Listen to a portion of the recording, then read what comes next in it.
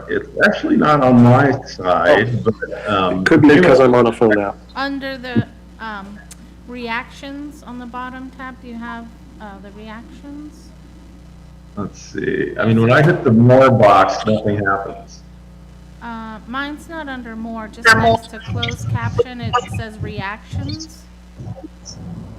Oh, I see. Okay, right. Yeah, under participants, it says raise hand. There we go. Okay, yeah, so just push that button. It should be on the panel that's next to your screen then that lists the participants, at least on mine. There could be a raise hand somewhere, but if you object to any of these documents, whether it be you think they're irrelevant or not authentic, go ahead and object. I'm not seeing any objections or hearing any, so go ahead and enter exhibits 1 through 4. Mr. Lindenberg, let me swear you in. Just raise your right hand. You share firm truth, nothing but the truth in this proceeding? I do. Okay, great. Go ahead. And I'll mute myself. Maybe that'll stop though. Go ahead. Okay, so what we have today is an application for conditional use for a coffee drive-through facility.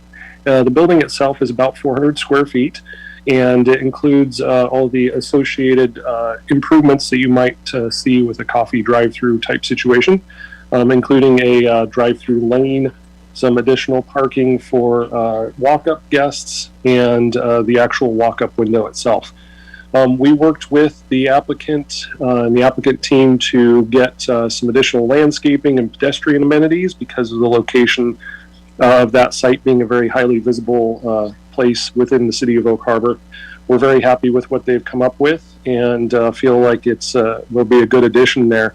The reason that we're here today for a conditional use permit is it is a outdoor, considered to be an outdoor use, which is a conditional use. Also, this particular site was subject to a conditional use permit for other drive-through uses, which included a Sonic and a car wash. Those two projects attracted quite a bit of attention on Facebook, and we ended up getting about 400 comments from folks on Facebook that were not official, so we ran it through a separate commenting process and the conditional use public hearing and noticing and everything, and felt like that was a good way of following through with this one as well. And so we are here to request a conditional use permit. And a note on this one is that the site plan, landscape plan, the physical improvements will be approved by staff. So this is just a request for a conditional use permit only. And that's about the extent of what I have to present today. As long as you have the plans and everything, that was what was submitted to us. Like I said, we're happy with the use in that zone and the physical improvements that they've proposed there. So I'm available for any questions or comments you might have.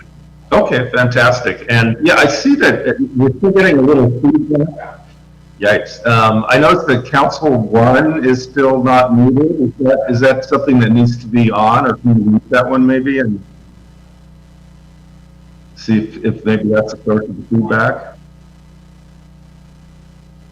Okay. Oh, that sounds a little better at this point. Maybe that's worked finally. All right. You know, I did have a couple of questions, Mr. Lindberg. I noticed there's outdoor seating involved here. I mean, does the city's zoning code assign any specific number of parking spaces per this kind of use, or how did staff determine that parking was going to be adequate here? And also, how many parking spaces are being proposed? I don't recall if that was in the staff report actually. So yeah, typically our parking requirements are set forth in 1944.100, and there are a number of uses on there. This is not a specified use in that parking table. Our intent with those pedestrian areas was to allow folks who might be walking from the beach and the park, maybe on bicycles, things like that, would be able to utilize the location. For those people who are, actually looking to sit down for an extended period of time, there's another coffee shop that's pretty close by that has a significant parking lot. So essentially what we did is in the parking section of our code, it allows the applicant to essentially justify the number of parking spaces they have. We feel like it's sufficient based on the number of employees that they'll have there. Like I said, I think that most of the business that ends up using that walk-up window will truly be walk-ups. So I'm not too concerned about that. There is a little bit of overflow on the rest of the site for the Sonic business as well, and I think that the time of day that these businesses will be busiest will probably not be at the same time. So I sense that I think we'll be okay there. This is something we went through as staff with our engineering department and everything as well, and we're all comfortable with what they have proposed. And so I guess I realize, of course, conditional use permit review is a very conceptual stage, and that the finer details will be hashed out during site plan review. But I take it then you said engineering divisions already looked this over. Are they generally okay with the proposed access that's involved, traffic access? Yes, they are. The access was mostly reviewed when the Sonic and the car wash went through. The access point there on the south end where this coffee kiosk is going to be located was proposed for those two sites.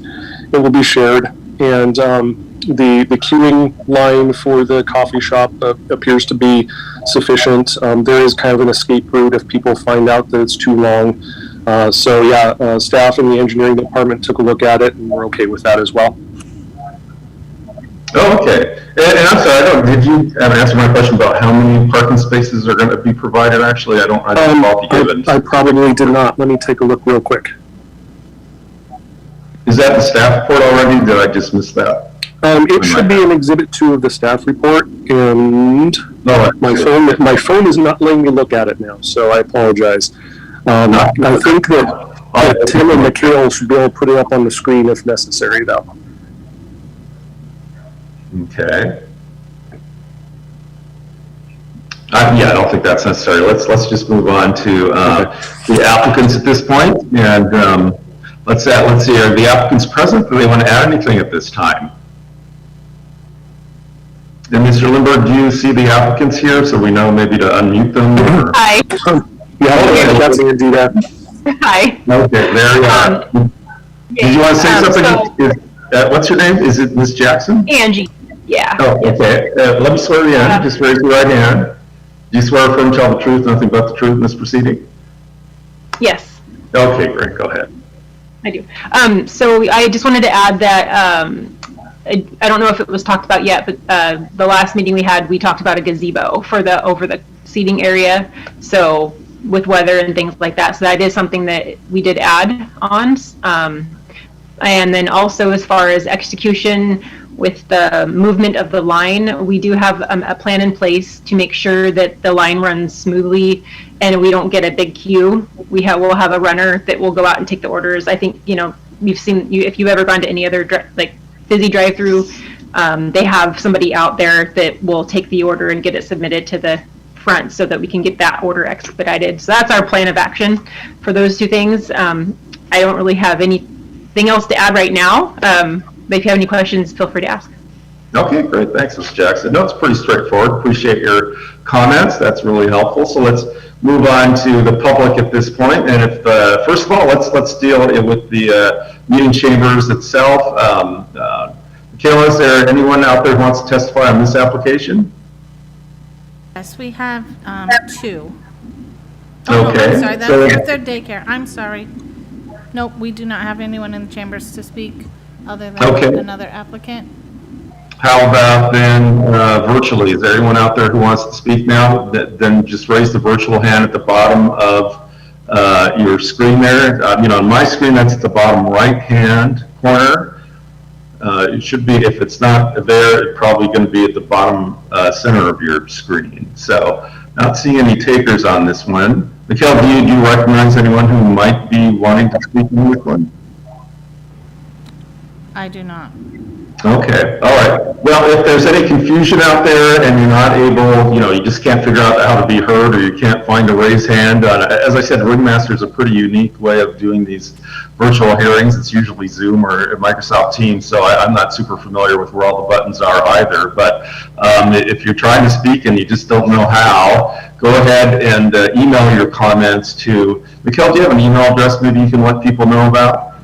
Sure, you can email them to Heller, Heller, at oakharbor.gov. Okay. You can also, at this time, if we take a second, you can unmute yourself. if you needed. And that's done by clicking on their microphone button, is that right? Correct. Okay, yeah. So still not, see Council 1's unmuted. Did Council 1 want to say something? No, that's just our system here. Oh, okay, that's your system. All right, I'm okay. recording. Well, again, if you're trying to say something, you can't figure out how, just go ahead and email your comments to the email address there. If you didn't hear the email address, you can call the planning department and get that from them. Just make sure that you get your comments in by 5 o'clock tomorrow, and that's only if you are unable to figure out how to participate today. And if any comments do come in, then I'll give the applicant and staff a day or two to respond to those comments. So with that, go back to Mr. Lindberg. Any final comments before we wrap this up? No, I think that's got everything covered. It was a pretty straightforward project, so. Yeah, Ms. Jackson, anything final? Nope, she's saying, shaking her head no, so I think we can wrap this one up, and I've got 10 business days, a couple weeks to issue that decision from the time that the hearing is closed.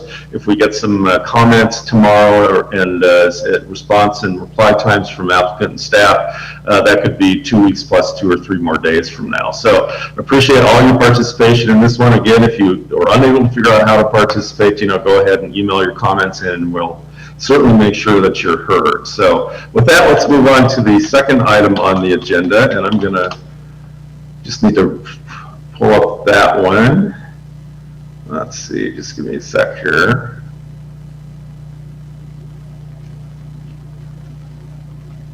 It's another conditional use permit application. This is for a daycare center, replacing it expanding a daycare center, making it a little bit larger. This is file number 2309-0060, and same format as last time. We'll have an overview from staff, then move on to the applicant, then the general public, and then back to staff and then applicant for final word with 10 business days for myself to issue that decision. And like last time, need to get a rundown on what exhibits are in the record. So who's our staff lead on this one? That would be me. All right, is that Grunska? Is that how to pronounce your last name? Yes, Nolan Grunska. I'm the assistant planner with the city.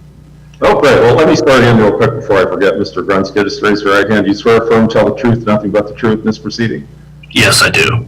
Okay, and could you just tell us what the exhibits are? Usually I have a list I can post. It doesn't sound like that's something that Oak Harbor does, so it might be just quickest if you just give us a rundown. I believe there's just like 4 or 5, so. Sure. Exhibit 1 is the staff report itself.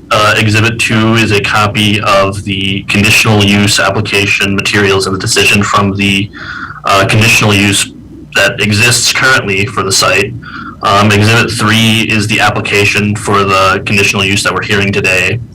Exhibit 4 is a zoning and vicinity map associated with the property, and Exhibit 5 is the public noticing documents. Okay, so just like the other application, I have to ask, does anyone have any objections to entry of those documents into the record, or anyone actually need to see those documents? If you do, just go ahead and hit your raise hand button or unmute yourself and say I object, or if you're in the meeting rooms, just say I object and staff there will let me know. So, all right, I hear no objections, so I will go ahead and admit exhibits 1 through 5. So, Mr. Grunska, go ahead and tell us what this one's about. So this is an application for a conditional use permit for a child daycare center that is located at 1162 Southwest Fort Nugent Avenue.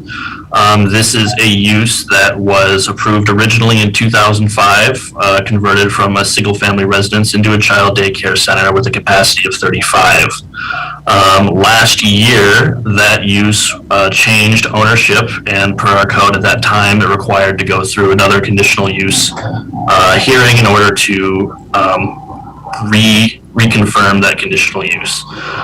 But at that time, the capacity had stayed at 35. It was essentially just a renewal of the previous permit. The application that we're hearing today is a proposal to expand the capacity of that daycare center from the legacy 35 conditional use permit to moving without a cap on that capacity. So it may expand with a development permit in the future. Okay. Is that it from your end then? Yep.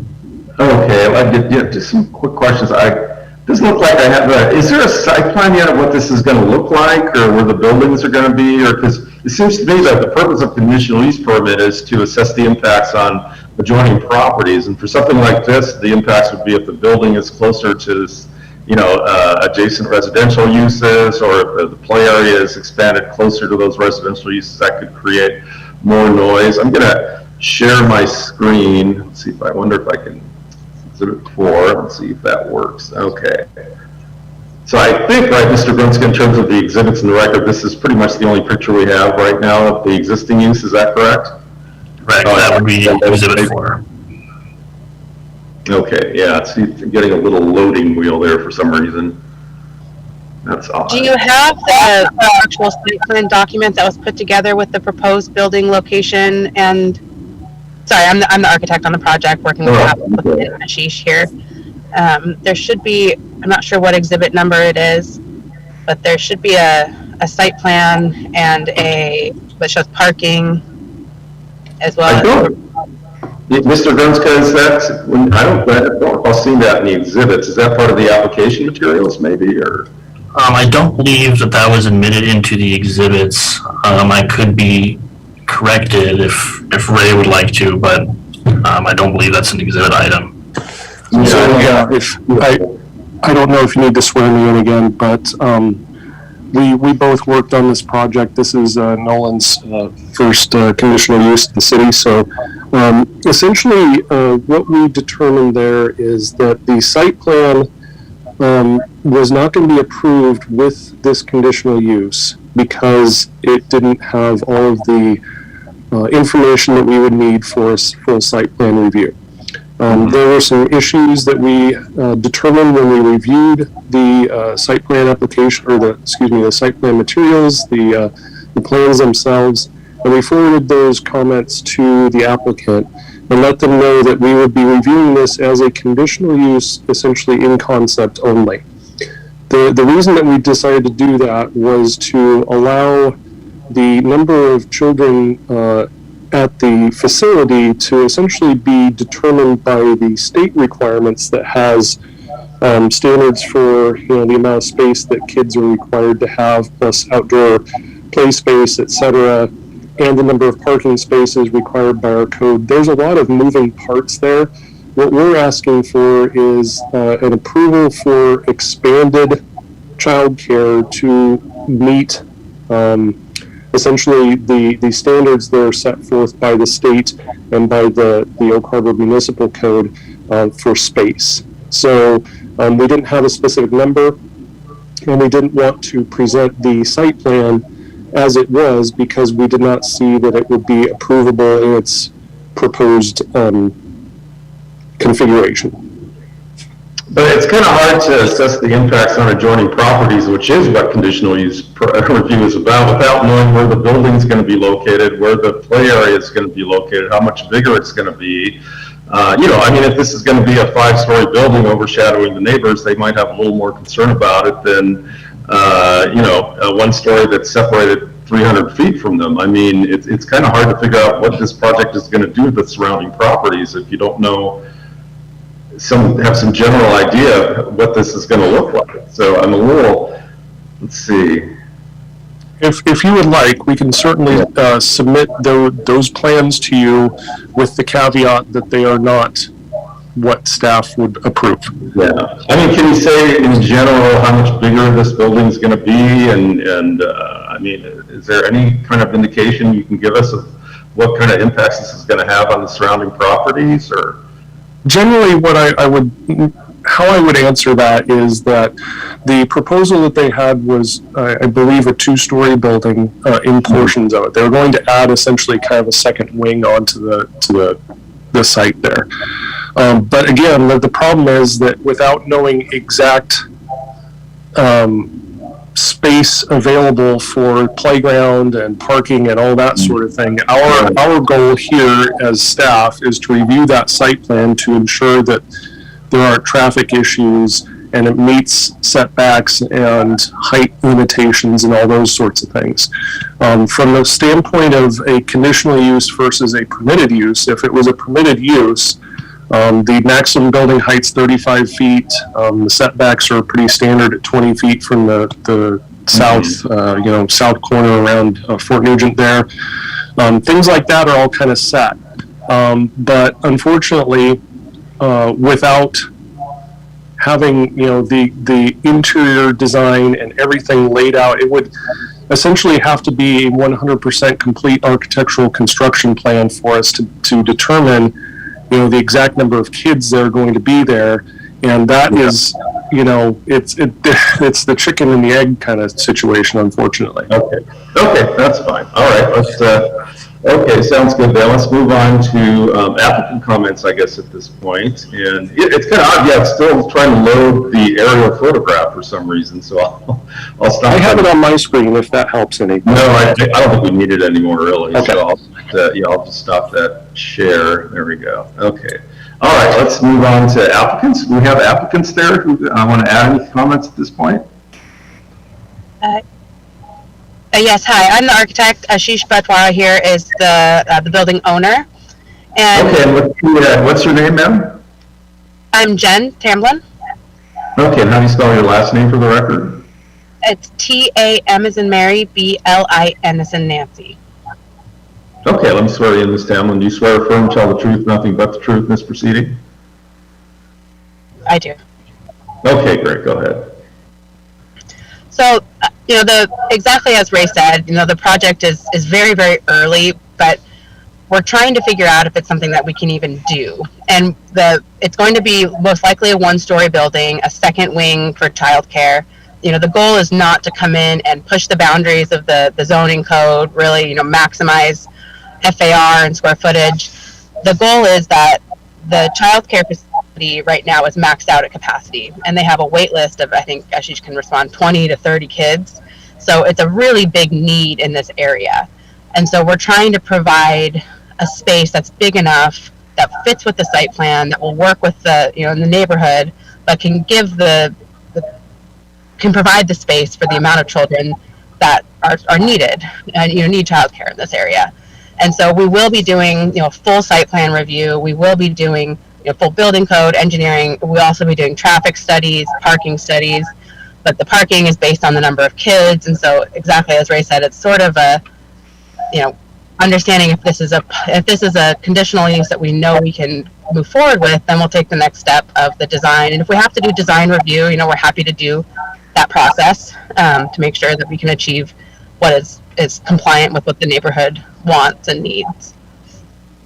Okay, and so, can you say maybe at least that the play area is still going to be behind the building? Is that general design concept going to remain in place, or is that really all going to be up in play when it comes to the final design? It's all up in the air, that's for sure, but where it's currently located in the site plan would be where we would want it to go if we can make it work with all the site plan requirements.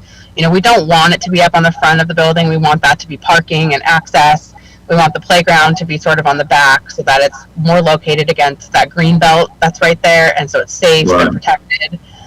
So all those factors will be things that we talk about and we work through as we design it. But again, it's so early. What we were just trying to show on the site plan that we submitted was that the site could essentially fit the building and could fit the space, could fit the playground requirements that are required by DCYF. For the amount of kids that we'd like to offer a space for. But there's going to be a lot of factors as we move forward with the design because it's pretty tricky. Okay, it makes my job a little tricky because usually, you have a project that's defined enough so that you know precisely what its impacts will be on the neighbors, so that if the play area is close to a bunch of residences on one side, you can require, additional landscaping or, fencing or something of that nature, and you can, maybe the lights are going to be too bright and shine on a joint, all that kind of stuff. But we can't really address any of that, right? Because we don't know how this project's going to be designed at this stage. Right. Yeah. Yeah, okay. I completely understand. It's like you said, chicken and the egg. It's how far can we take the design before we know if we can even do it. And so, if there's kind of a middle ground of we're happy to do a design review meeting or something like that. I don't know if things like that are typical out there, but something to make sure that we are complying with what you guys, with the requirements. We definitely don't want to put the goal is not to make some building that has caused problems for the neighbors by any means. It's supposed to be an asset to the community. Sounds good. All right. Let's move on to public comments then. And let's see, I see we already have somebody with the raised, well, first of all, let me ask, is there anyone out, Ms. Finkel out in the audience, in the meeting room that wants to say something? Yes, we have 2 members of the public to speak, so if you could Okay. please step up to that podium. Okay, sir, will you give your name and spell out for the record?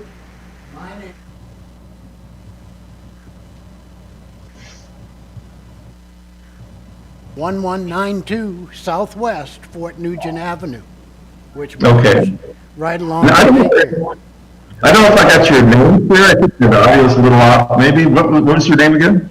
Forrest Berry.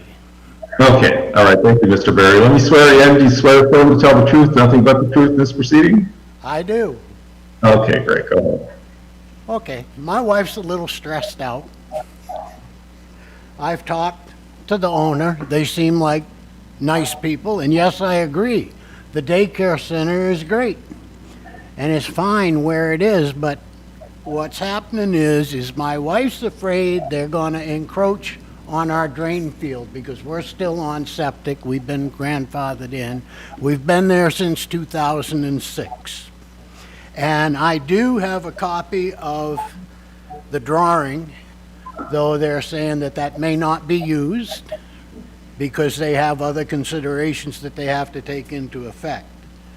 But the property line, I have never seen an actual property line, and from this, they have the new parking 6 inches from my garage. There's a barn door right there that slides sideways to get in and out of that garage shop area. The parking lot is not really going to interfere if I have to get something in or out. You know, if I have to do it in the evening after normal working hours, there wouldn't be anybody parked there. But we're just concerned, we don't know the actual boundary lines.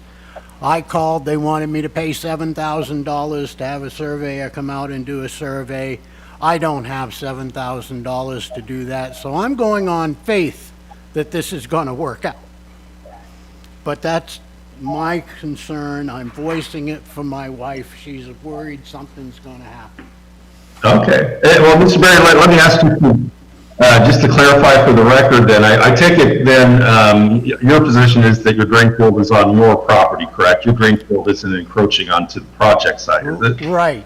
I Okay. don't think, you know, but sometimes previous owner had people come in to change out the playground media. They had crushed rocks, and then they were going to do that. And even though it was explained to the contractors, they still wanted to swing around the apple tree and scared the bejesus out of me, if you understand what I mean. Yeah. Yeah, you know? So, and just, I want to make sure I understand your testimony correctly. So, so what you're seeing, they're not building on your drain field, but they're going to be like right next to it, 6 inches Oh, from? most assuredly so, sir. If Sorry. this drawing is correct, they're going to be within 10 feet of the edge of my drain field. Oh, okay. So not on it, but within Not 10 on feet it, of it's it. just, I don't know, I've had bad experience with contractors. Not with owners, not with people in the general knowledge to go, but sometimes these guys, they hire kids, somebody gets sick and has to go, and they pull somebody out of another work crew, and they don't have all the information. They come whipping in there with a truck or their own personal vehicle, say, ooh, a nice level spot. And I don't have to walk so far to do my labor. That's Okay. what I'm concerned about. Okay, gotcha, sir. Thank you, Mr. Berry. Appreciate your testimony. Wonderful. Okay, so, who do we have next, Ms. Finkel? Jamie Sherwin? Thanks again, Mr. Berry. All right, Ms. Sherman, let me swear you in. Just raise your right hand. Do you swear affirm to tell the truth, nothing but the truth in this proceeding? I do. And Ms. Finkel, looks like Council 1 is unmuted again. Does it have to be? Because when it's muted, then we don't get the feedback. That's what controls all the microphones inside. Yeah, Council 1 is what controls all the microphones in the room, Okay. so you wouldn't be able to hear the podium, so. Okay, no, well, that's the most important part. So, okay, Ms. Sherman, go ahead. I'm sorry, did I swear you in? I don't know if I think I did. All right, go ahead. I live right next door at 1192 Southwest Nugent. My concern is that they will be encroaching on the property. Not only that, but from the design that I have seen that they have submitted, that we already had problems with traffic out there, with parking. There was accidents on that corner lot. I'm concerned that in parking in general will be a problem. And just how it's handled. It's just, I don't feel that the expansion of their parking lot or anything like that, because let's say you have 85 kids, how much parking do you need for 85 kids? And they're only putting 21 in. So I'm concerned about the risks of the traffic out there.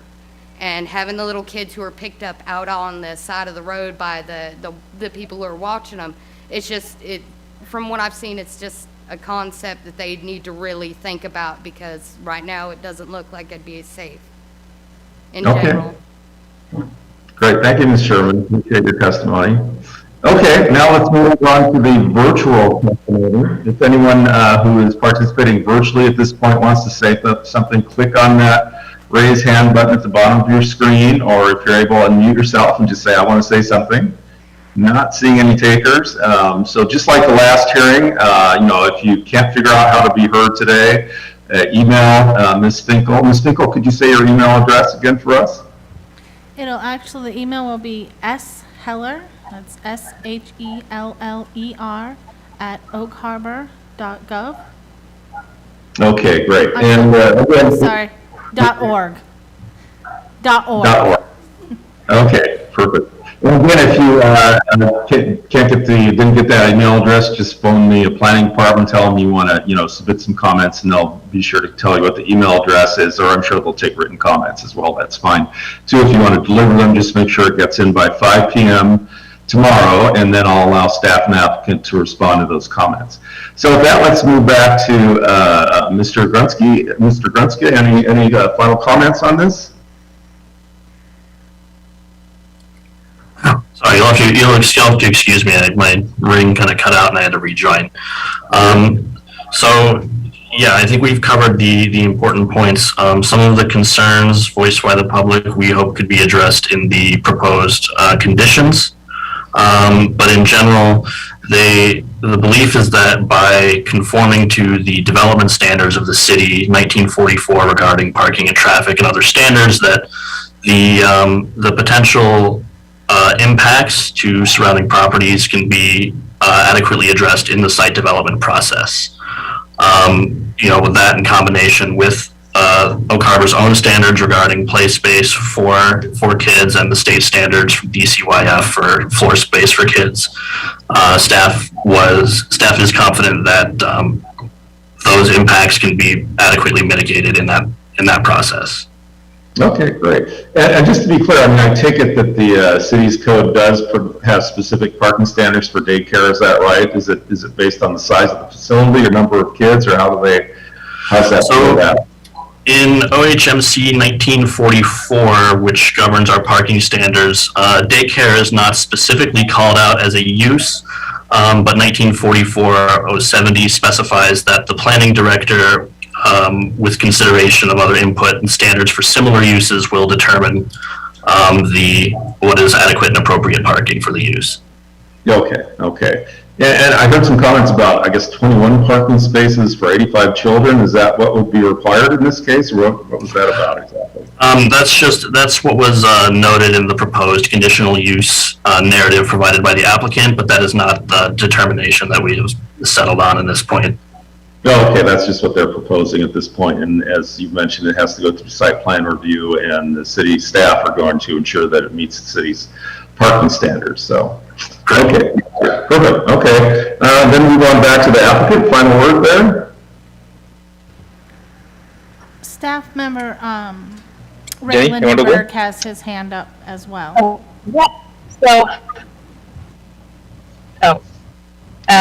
Yeah, I'll just say, all of those concerns I think are very valid.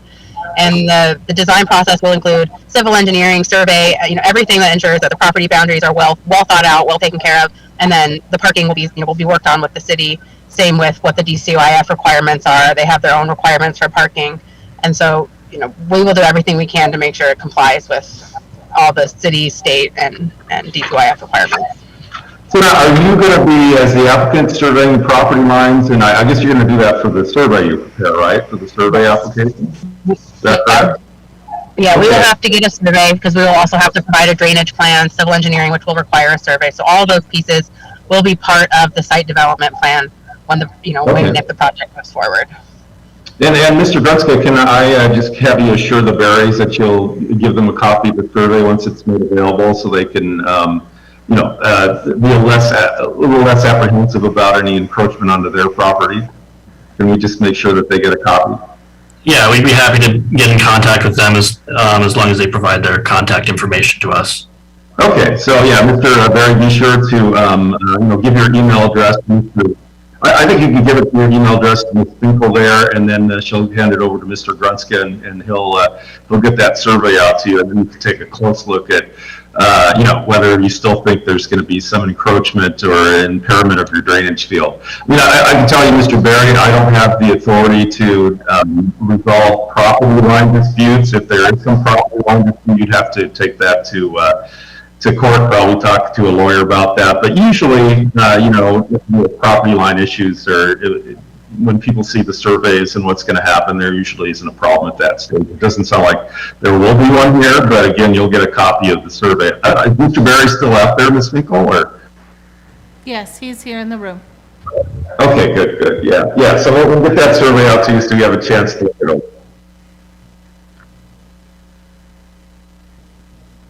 They're doing, I got to listen to my wife squabble because she doesn't come outside the house. Okay, all right.